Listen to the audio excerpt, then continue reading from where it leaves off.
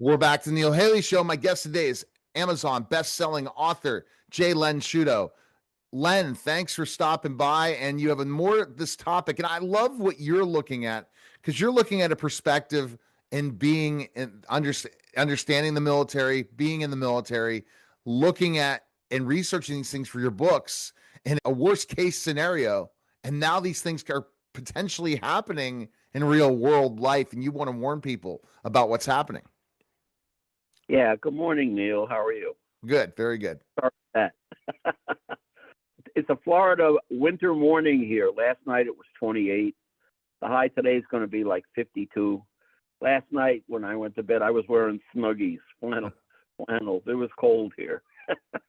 We've had snow, and I'm in Ohio for the last 2 days, and finally it stopped, and I got to test out my vehicle in the snow, and it was fantastic. But other people don't know how to drive in the snow, so there you go. Snow you got on the, how much snow you got? We got about 6 inches, but other parts of Ohio got 13, 15 inches. So yeah, they got pretty hit. Yeah. A couple of things. I thought last time's podcast was a little heavy because we talked a lot about a lot of serious things. One of the things that I thought would be interesting this morning is Venezuela's been in the news for gosh knows how long now. But I thought people out there, if they haven't done a research or maybe looked into why Venezuela and all, I'll give you a little history here. When you say crude oil, it's not just one particular type of oil. There are 5 different types of oil. The heaviest is called sour crude, and I'll start with number 1. Going from light to heavy. There's light crude, medium, heavy, sweet crude, and sour crude. Now, the sour crude is very heavy in sulfur, and it requires a distillate because it's so thick. You could, as a comparison, you could probably, with a pair of snowshoes on it, walk across crude oil. But they have to, in order to get it out of the ground and to process it, you have to add a distillate. And that distillate is a thinner, basically, so you can break it down into other products. That's the sour crude oil. Sweet crude oil, going up to the light, it contains low sulfur, and it is processed for like high-octane gasolines and jet fuel. And then there's heavy crude oil, and that contains more contaminants. So by contaminants, there's animal particulate, vegetation particulate, that type of thing. So as that oil comes out, before you can process it or distill it or break it down, it's called cracking, you have to filter that oil. And that's more difficult to refine, I guess is the best way to say it. And then there's medium crude oil, and that product is used for making predominantly kerosene and naphtha, and that's where the jet fuel is. And then the light crude oil has a very low sulfur content, and it is refined for making diesel fuel and gasoline as well. So those are the 5 categories of crude oil. And I thought I'd mention this. When I was an ensign and a lieutenant JG coming out of OCS, I was stationed in Port Arthur, Texas. And that's an interesting point. I didn't find out at the time. Port Arthur, Texas is the #1 U.S. port for the import and export of crude oil, chemicals, liquefied natural gas, liquefied petroleum gas. And on the average ships we used to see in that port going in and out, dropping off crude oil and chemicals and the gases, was a little over 300 ships a year. So Coast Guard teams had to board those ships. So while I was there and after I got qualified, my team and I were sent to La Ceiba, Honduras, to do a semi-submersible oil rig, which was doing oil exploration for the country of Honduras. And we got there, and the engineering inspector was relatively new. We got on the rig, and we're doing this. We're crawling 32-foot diameter legs that are 120 feet long on this semi-submersible oil rig. And he's drinking water, and I'm not drinking water. So he asked me, he says, "How come you're not drinking water?" I said, "Because I'm chewing tobacco." I said, because we're in tropical weather, it's hot in there. I said, and you become dehydrated. But if you chew tobacco, you don't have to drink so much water. He said, I think I'll try it. And I said, don't swallow the chewing tobacco, only take a little. And I don't generally chew tobacco except when I'm doing this type of work. We're in this leg. All of a sudden I hear, and I said, you swallowed it, didn't you? I said, yes. He was not having a good time. And when we had to do the crown in the top of the derrick, because the seas cause that thing to pitch and roll, you're at the top and it's really emphasized. And he's hanging on up there. We're checking the hydraulics and the valving and everything on the top of the crown. And he says, I'm going to be sick. And I said, don't you dare. Put something in your mouth. You got chewing gum, which is what I told him to use too. I said, put the chewing gum in your mouth. And he got sick.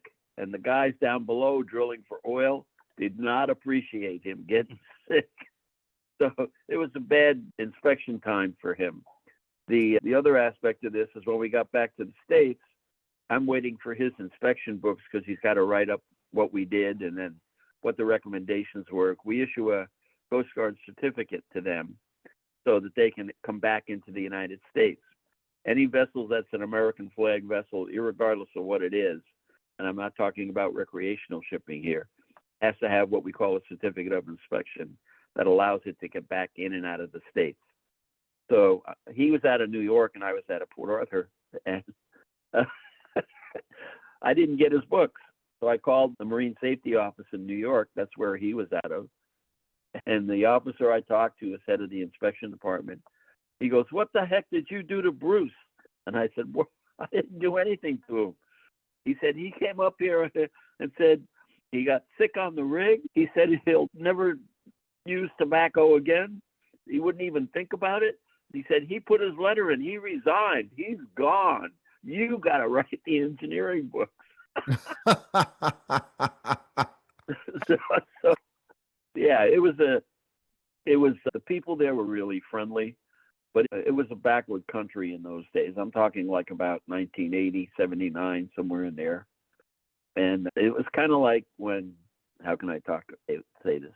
When I went to see Pompeii, when I was visiting Italy as a tourist, in those days, there were no sewage systems. So everything used to go down. The roads were arced. And on the ends of the roads, there were curbs and the sewage would flow down the street. And that's the way it was in Honduras. That was in 79, 80. And I'm sure they've modernized their country by now. But anyway, I thought I'd mention the oil categories because Venezuela is a country that has a lot of oil, kind of like the Arctic. And Haiti Script, the book that I just wrote, as I mentioned earlier, has millions of barrels of crude oil under it. It has trillions of cubic meters of natural gas. It's a gold mine. And that's one of the reasons why right now there's a big push to have a presence in the Arctic Circle. One of the things that I looked at recently that I think is important, Neil, is I mentioned that when President Trump was elected, became president, when he was elected, inside the Arctic Circle, and I've mentioned this before for people that haven't heard it, I think it's important to realize, there were 3 Russian military bases inside the Arctic Circle. And to let you know, the United States had none other than weather and research facilities up there. And then last week, as I was looking into the Venezuelan thing, the issues and what's going on down there, I guess is the best way I should say that. I looked at the Arctic Circle again, and what Russia has done is they've opened up their air bases again. They've reactivated their radar stations. They've moved 2 carrier battle groups from upper northwest Russia to upper northeast Russia. And the number now they have up there is 20 bases. And they are expected to expand those up to 30 bases. And the other thing they're creating right now inside the Arctic Circle is military bases for ground troops, foot soldiers. The United States right now is working on creating 10 military bases inside the Arctic Circle or thereabouts. And the number changes, but you're inside a country or an area, geographical area, that's got natural resources like that, outnumbered 3-1. And now they're talking about, I haven't verified this, Neil, but there's what's being discussed is there's a possibility that China's going to be in the Arctic Circle as well. Now, last week, talking about China and Russia, they had a series of ships, both countries, around Greenland. Greenland is important, not because of the natural resources that they have. It's because President Trump talked about Canada, and Greenland's part of Denmark, and Denmark's a NATO country. So I said when I looked at it the last time, there were 47,000 people there. Yesterday in the news, they mentioned that it was probably about 55 to 57,000 people there. But they don't have a lot of oil and natural gas.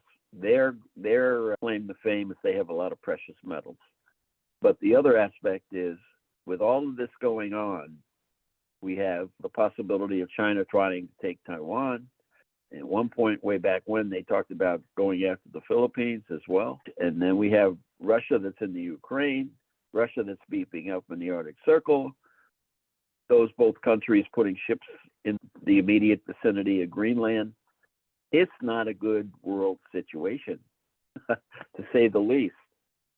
But with the hypersonics now coming into existence, Canada, any kind of aggression coming out of the Arctic Circle by some of these countries, and those two countries are not only sentries, they're early warning.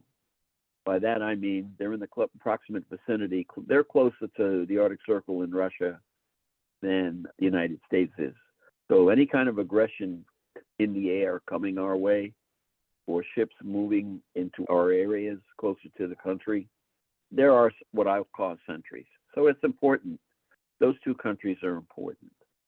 Now, I'll bounce back to Venezuela for a minute and say that President Bush has allocated $3 billion. And the news is, depending upon what news you look at, the news is saying that Trump wants the oil. That's not exactly accurate. The reason he said he would spend $3 billion to that country is to stabilize that country economically. And I think that's important because of the geographical location of that country. So, and the people down there deserve the kinds of things that we have here in this country. And for us to say that we want to put money into that country to help them, their economic gold mine is the oil that they have there. And they have the 5 types of oil in that country that I mentioned. That's about that. Now, one of the books I wrote, or actually the book you mentioned, that's the bestseller, and now it's been 11 weeks that the Kindle book especially has been in the top 100 as a bestseller. That book was between Russia and the United States in and under the Arctic Circle, but also the use of putting a hidden military base closer to the United States inside territorial waters. One of the reasons I write the way I do, and I've mentioned this before, is if you look at the news, and then for me, the military background and what I was involved in for the 36 years I was in, you can put 2 and 2 together and you can write a story that's not classified material, but it provides food for thought about, well, why am I writing about this? Why is this book about this subject?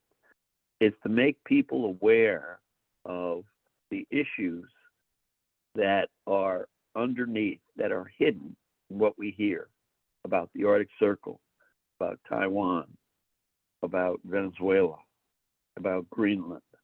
And it's important for people to realize that the snake, I'll call it the snake, the people that do not like the United States, the countries that do not like the United States, and the political aspects of those countries want to do damage to us. And those 4 countries are Iran, North Korea, China, and Russia. So I say the snake now has 4 heads instead of 2, or 3. But the way they're doing business, and I told you before, hypothetically, when I look at this, we're buying Iranian oil and China's buying Iranian oil. But I believe under the table, there's a strong possibility that that China is providing nuclear material to Iran. And that's one of the reasons why there's such a close watch by our country on that country, on Iran. Hang on a second. Okay. Because of the cold weather, I have a runny nose. I hear you. It's cold weather's back. Are you concerned at all about this? Do you think this can cause a global problem by taking over Venezuela like we are? I don't think I want to say we're not taking over Venezuela. What we're trying to do is prevent the incorporation of communist countries inside the country of Venezuela. The big push was about the drug cartels, and that's true. I mentioned last time, I think when we talked last week, a lot of what we talked about was what I'll call heavy. And the drug issue is something that's really bad. By going after the drug ships coming in from the Pacific or coming up through the Atlantic into the Caribbean, the majority of them come out of Venezuela and Colombia. And the sad part is, if you look at the statistics, in the United States, there are 3,000. The media says, and drug enforcement says, that 3,000 Americans die a day from overdose of drugs. If you add that up for a year, that's almost 1.1 million people inside the United States that pass away due to drug overdose. And the fentanyl is the worst of the worst. It's an issue. The world situation today is not very good. Now, the other thing I'll mention when I mention Venezuela is the Coast Guard has been tasked with boarding Russia-Venezuelan tankers. And one of the things I'll mention is Coast Guard force is a very small force. There's only like 56,000 enlisted and officers and civilians inside. I'll talk about just the military. About 55,000 that are officers and enlisted people in the Coast Guard. Their budget last year was $13.5 billion. This year, under Homeland Security Secretary, they've increased that to $25 billion. The reason is we're losing ships. They're so old, they're no longer functional. They no longer are capable to handle the technology that are on modern ships today. And we just don't have the force. When I was in, there were 3 icebreakers. Now I think there's only 2, and there's another one coming out. In Pascagoula, Mississippi, their shipyard, according to the media, right now, they're building 13 brand new military Navy ships. And 3 of those are troop carriers, and they're capable of handling over 3,000 troops on each of those ships. I have no idea when they'll be commissioned. It'll be a few years. But the point is, our Navy and our Coast Guard has to be expanded. The situation is critical. I'll mention this again. When I left Desert Storm and came home after the war, the United States Navy had 954 ships. When President Trump walked into D.C.